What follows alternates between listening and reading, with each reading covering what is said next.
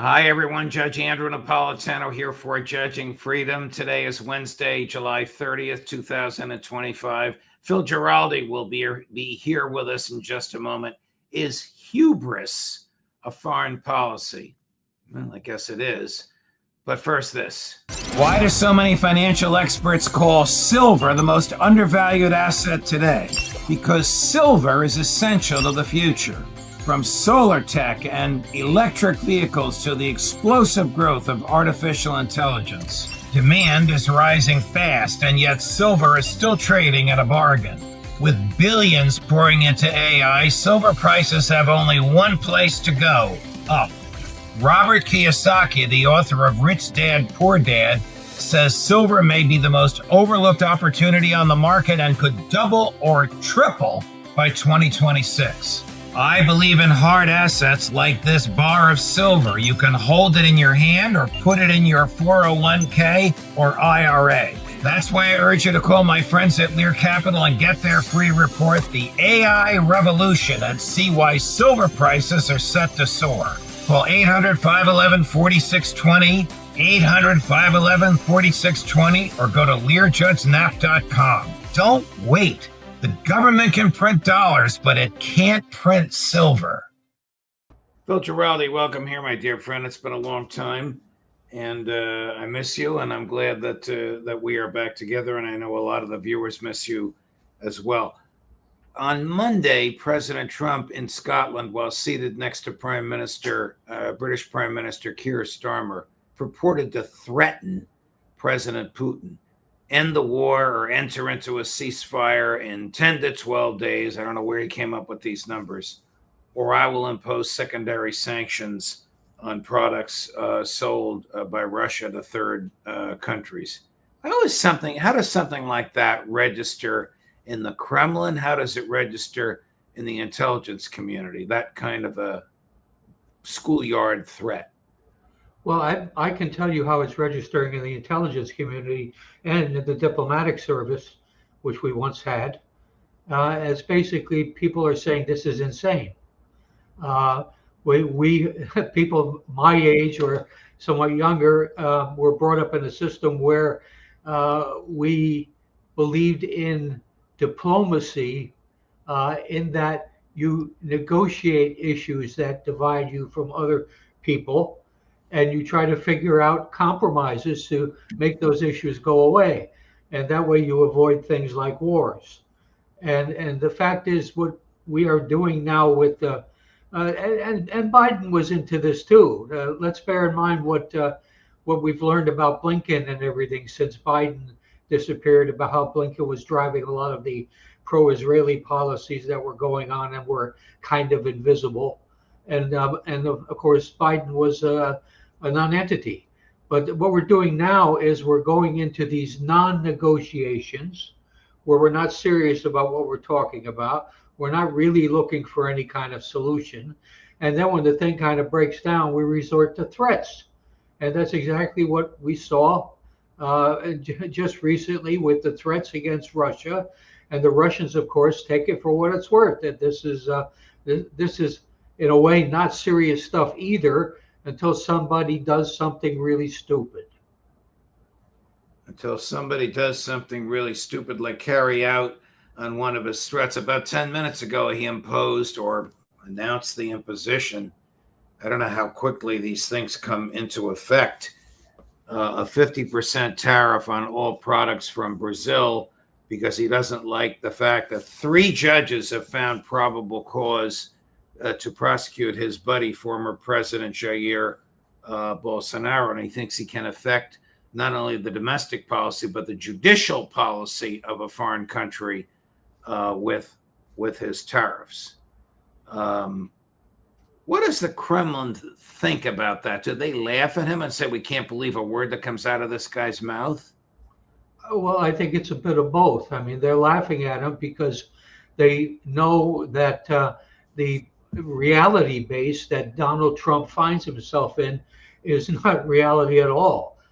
He has no appreciation of what are the issues at stake. He has no appreciation of what it would mean to go to war, a real war with Russia. And so there's that element of it too, and they just are probably astonished by how ignorant a president of the United States can be when he's supposed to have this staff, at least at a minimum, that keeps him advised on what the issues are.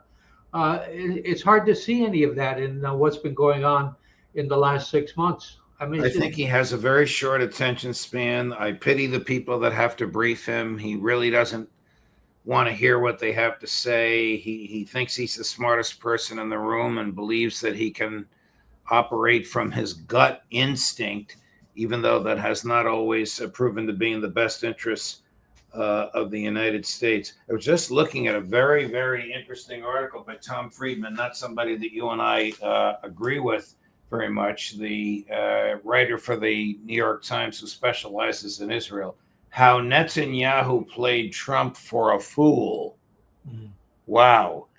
In the New York Times. Wow. Is right.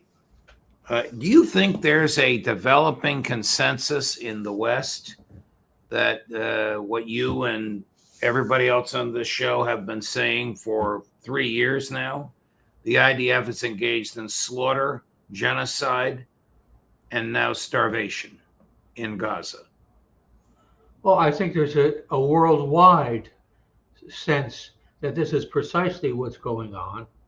And we're at the point now where it is more so something that the people understand, just like we've seen in the opinion polls recently here in the United States about how their perception of Israel and perception of Palestine have shifted dramatically. Now, this is going on everywhere. It's going on from what I hear from my contacts in Britain, my contacts in Italy, and I also have some contacts in Turkey who are saying exactly the same thing. The blockade, what's blocking this from developing into the kind of pressure that would bring about change is the fact that the governments are all nervous about getting into it to a certain extent due to the threats that Donald Trump is throwing around. They're worried about what Trump might do, something stupid, not necessarily a war, but start throwing around more tariffs, start taking other actions that would damage people's economies and their well-being. So this is the only thing that's kind of still holding up, because everybody recognizes exactly what this is. This is a genocide. This is a slaughter. It's been going on for a long time now, and it was stoppable by the U.S. government just making a phone call. But as I say, Joe Biden and his staff, such as they are, were not willing to do that, and clearly Donald Trump is not willing to do it either. Forgive me for jumping back to the original topic of Trump's threat to Putin, but Chris just informed me that at 8 o'clock this morning, President Trump posted on his Truth Social, in all caps, as he likes to do frequently, the following: the August 1st deadline is the August 1st deadline. It stands strong and will not be extended. A big day for America. Now, August 1st is this Friday, which is fewer than 10 to 12 days. Can't even count. He articulated on Monday. I don't know if he can count properly or if he's changing the numbers.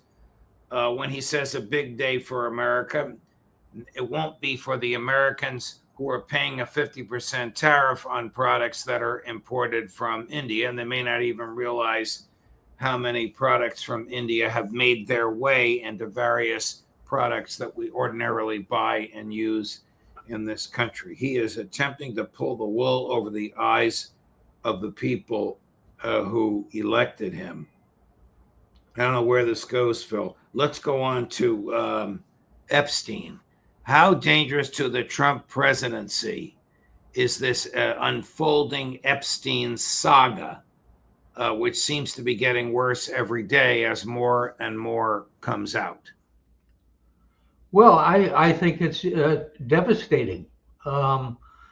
I think that a lot of these things that people are only kind of hinting at or talking about Donald Trump and his past are quite likely true and are quite likely recorded on videotape by Mr. Epstein.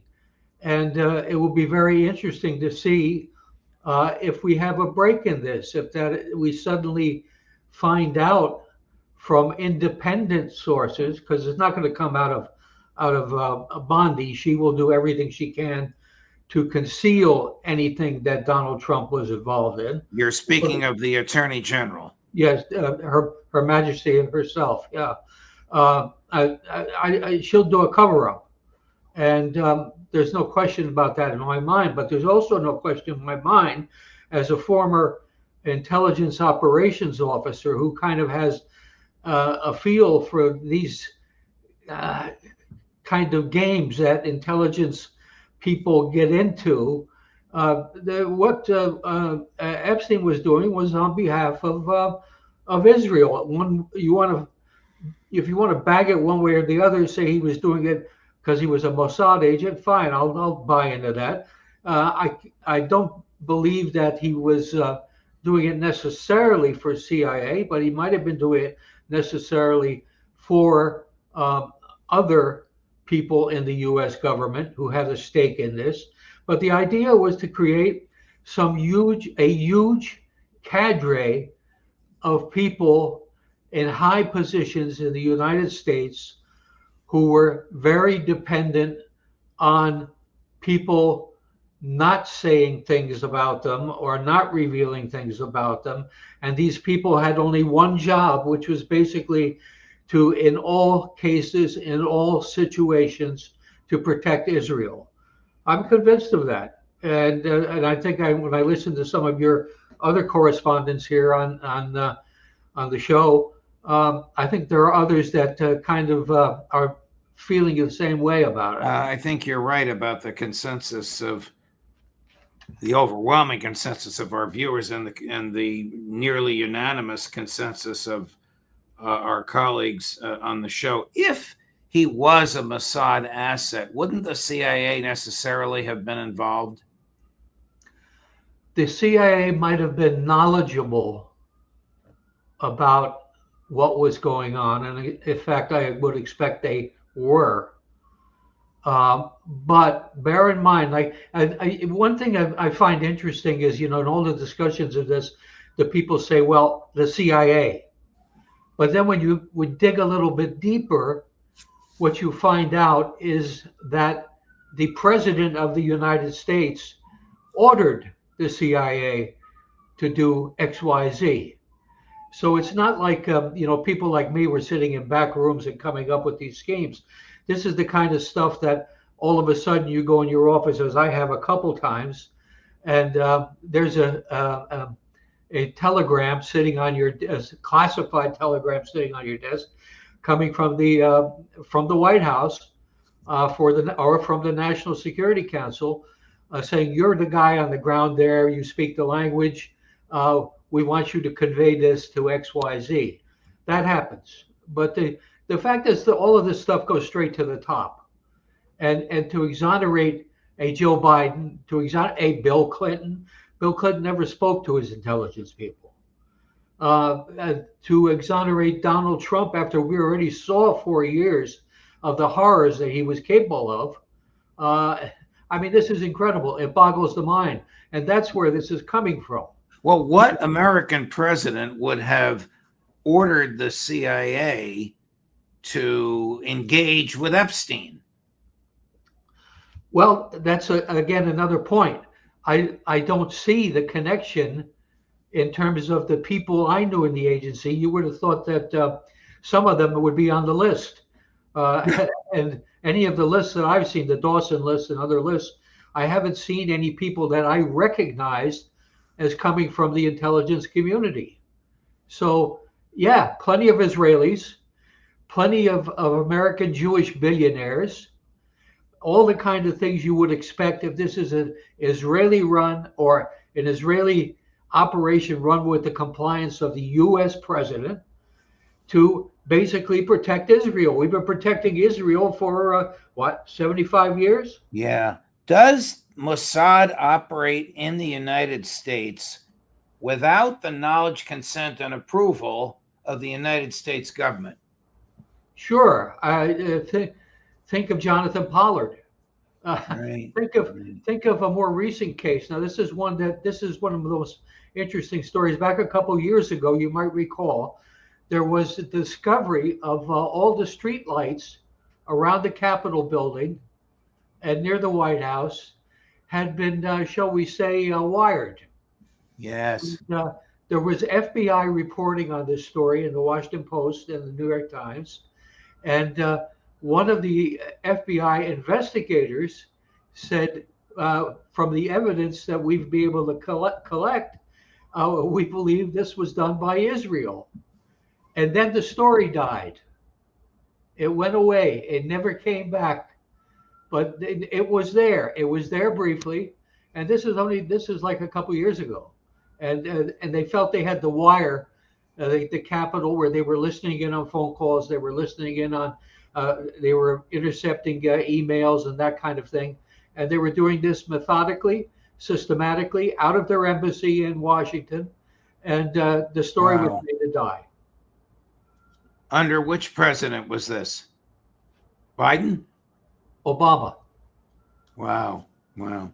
I don't know if you followed the saga of this Republican congressman who is Jewish from Florida, Randy Fine, who basically said of the starving Gazans, let them starve away. Apparently, AIPAC, this is too much even for them, and they've washed their hands of him. Here's the headline from the New Republic. Just came out this afternoon.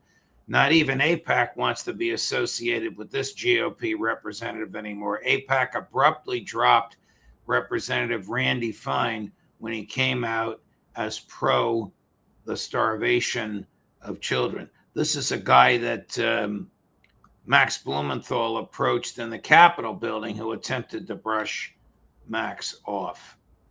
Yeah, this guy. Imagine somebody being too much for AIPAC. Yeah, if it's bad publicity, then AIPAC doesn't want it. But the fact is, this guy was well known. He ran basically for Congress on a straight line that was anti-Muslim and pro-Israel. And of course, this was near Palm Beach, wasn't it? I think that's his district, and it's a heavily Jewish district. And well, wait a minute, he might be Donald Trump's congressman. It could be. What a bitter irony that is. Wow.